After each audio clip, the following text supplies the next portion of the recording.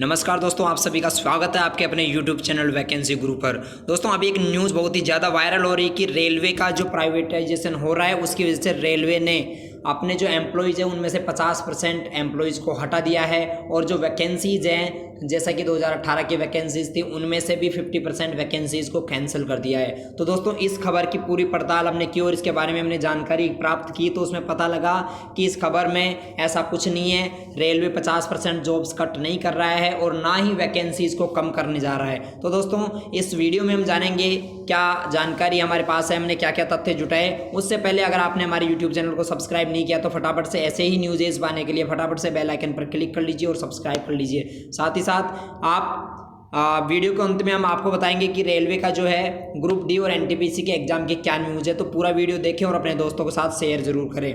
दोस्तों हम जानते हैं कि रेलवे एम्प्लॉयज़ जो है अभी गवर्नमेंट जो है इसके लिए रेलवे के लिए कोई भी 50% एम्प्लॉयज़ को जो है डिक्रीज़ नहीं कर रही है या फिर डिफ्रीज नहीं कर रही है। तो ये जो बात आप लोग सुन रहे हो या ये खबर जो फैल रही है ये अफवाह है, झूठ है। उसके बाद हम बात करते हैं कि रेलवे के बारे में हमने क्या क्या जानकारी जुटाई और उसमें से क्या क्या तथ्य निकल कर सामने आए।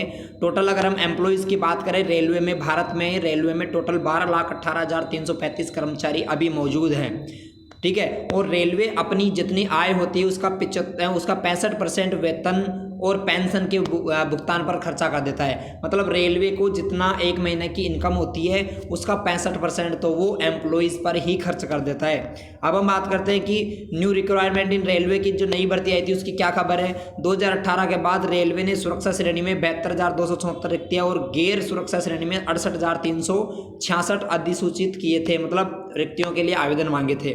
कुल रिक्ति पदों की संख्या यहाँ पर 1,40,640 थे। मतलब जो रेलवे ग्रुप डी और एनटीपीसी के टोटल फॉर्म मिलाकर इन्होंने 1,40,640 वैकेंसीज के लिए आवेदन मांगे थे। अब यहाँ पर क्वेश्चन आता है कि क्या रेलवे डिफ्रीज कर रहा है 50% एम्प्लॉयज़ को। तो इसके बारे में रेलवे ने कहा कि रेलवे ने शुक्रवार को क्या कहा कि आने वाले दिनों में उसके कर्मचारियों में कुछ जॉब प्रोफाइल बदल सकते हैं। आने वाले समय में हम क्या कर सकते हैं, उनके कर्मचारियों की जॉब प्रोफाइल को बदलेंगे, उनको जॉब से हटाएंगे नहीं। लेकिन ये दावा किया गया कि राष्ट्रीय ट्रांसपोर्टर द्वारा एक पत्र जारी किए जाने के लिए के एक दिन बाद भी नौकरी से कोई नुकसान नहीं होगा। मतलब उन्होंने कहा कि नौकरी के प्रोफाइल में हम बदलाव जरूर कर सकते हैं एम्प्लॉयज़ की, उसकी नौकरी से उसको हटाएंगे नहीं। महाप्रबंधकों ने कहा कि 50% रिक्तियों को खाली करने और शुक्रवार को फ्रीज करने के लिए कहा। और महाप्रबंधकों ने कहा था शुक्रवार को कि रेलवे जो है अगर ट्रांसपोर्टर्स में भी रेलवे में कमी आई है, लॉकडाउन के तहत रेलवे भी घाटे में चल रहा है, तो इस वजह से महाप्रबंधकों ने कहा कि 50% एम्प्लॉयज़ को हमें डिफ्रीज करना चाहिए। तो इस पर देखो क्या हुआ, उन्होंने कहा कि राष्ट्रीय ट्रांसपोर्ट्स में तकनीकी हस्तक्षेप के कारण कुछ जॉब प्रोफाइल बदल सकते हैं जिसमें कर्मियों को फिर से कुशल बनाया जाएगा, लेकिन नौकरी का कोई नुकसान होगा, मतलब नुकसान नहीं होगा। मतलब उनके जो है जॉब प्रोफाइल उसमें कुछ बदलाव किया जा सकता है पर उसकी नौकरी नहीं जाएगी। रेलवे उन्होंने कहा प्रबंधकों ने, हम अधिकार नहीं बनाएंगे और न ही कम करेंगे, इसमें कोई संदेह नहीं है। मतलब एम्प्लॉयज़ को इसमें हटाया नहीं जाएगा, ये तो कंफर्म उन्होंने कर दिया।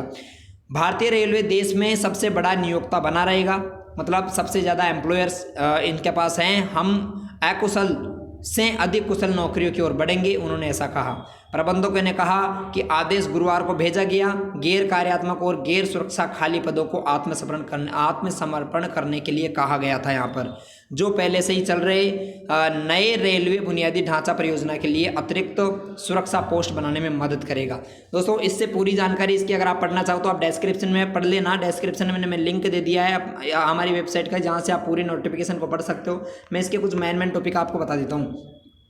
How many salary gives to employees by railway. Railway अपने इनकम में से कितनी सैलरी एम्प्लॉयज़ को दे देता है। तो यहाँ पर अभी भी मैंने बताया था कि रेलवे ने वर्तमान में 12,18,835 यानी कि 840 एम्प्लॉयज़ हैं और रेलवे अपनी पूरी आय में से 65% वेतन और पेंशन पर ही भुगतान खर्चा कर देता है। बाकी उसके पास जो बचता है पैसा वो 35% पैसा बचता है, जिसमें उसे अपने रेलवे के जो कोचेज हैं, रेलवे के इंजन हैं, उनको मेंटेनेंस करने में भी पैसा बहुत ज़्यादा खर्च होता है। इस वजह से अभी रेलवे कुछ समय से ज़्यादा घाटे में चल रहा है।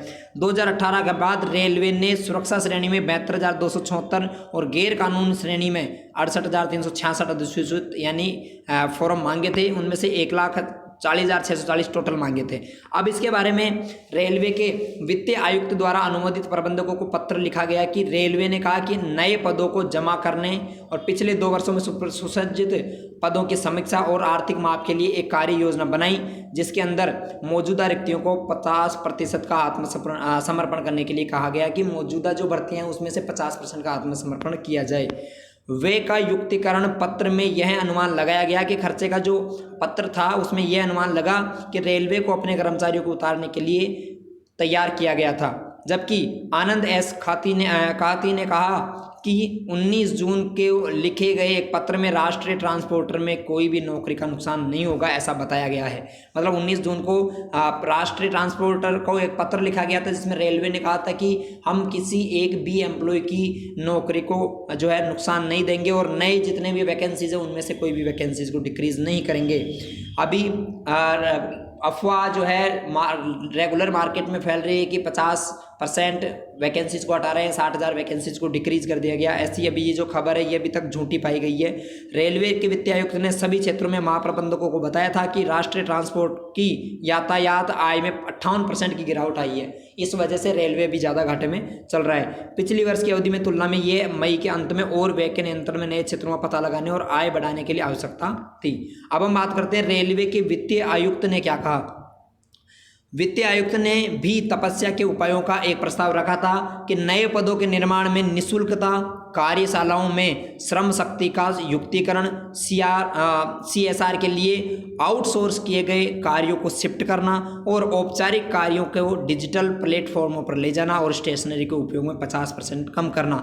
ये सब अगर हम कार्य अपनाएंगे तो हमारा रेलवे जो है कम इसका जो लगने वाला घाटा है वो थोड़ा कम हो सकेगा। साथ ही साथ इसमें एक और खबर सामने आई है कि जो रेलवे ने स्टूडेंट से फीस ली थी 500 रुपये, उसमें से वो या फिर जो है STSC कैंडिडेट से 400-300 जो उन्होंने एग्जाम में फीस ली थी फॉरम में, उनमें से उसका जो लौटाने रिफंड करने का जो एक टर्म एंड कंडीशन थी उसमें कुछ देरी हो सकती है। एग्जाम जब होंगे तो ये भी रेलवे जो है कर सकता है। आगे हम बात करते हैं रेलवे की 50% जॉब्स एम्प्लॉयज़ के लिए जो खबर है ये झूठी है। सबसे लास्ट में मैं आपको बताता हूँ कि रेलवे के जो है NTPC और ग्रुप डी के एग्जाम कब होंगे, ये बात आपको ध्यान रखनी है दोस्तों। रेलवे के ग्रुप डी और NTPC के रिजल्ट्स की अभी तक जानकारी जो हमारे पास आई है, हमने सोर्सेज से पता किया तो उससे पता लगा कि NTPC और ग्रुप डी के एग्जाम जनवरी 2021 के लगभग कराने के लिए रेलवे तैयार हो रहा है। सोमवार को एक प्रेस विज्ञप्ति ने भी छापा था और साथ ही साथ रेलवे के जो है मिनिस्टर्स से भी बातचीत के हवाले से सूत्र से पता लगा है कि ये जनवरी में इसके एग्जाम करवा सकते हैं और जितनी भी रिक्तियाँ हैं उनको भरने की कोशिश की जा रही है। उम्मीद करता हूँ दोस्तों वीडियो अच्छा लगा होगा। इसी प्रकार की जानकारी आपको प्राप्त करती रहनी है तो वैकेंसी गुरु यूट्यूब चैनल को सब्सक्राइब कर लीजिए, वीडियो को लाइक कर दीजिए और अपने दोस्तों के साथ शेयर जरूर कर दीजिए। दोस्तों रेलवे के सभी स्टूडेंट्स के पास ये वीडियो पहुँच जाना चाहिए, वरना वीडियो बनाने का कोई औचित्य नहीं रह जाएगा। तो फटाफट से शेयर बटन पे क्लिक करें और सभी ग्रुप में इस वीडियो को सेंड कर दो। बहुत बहुत धन्यवाद।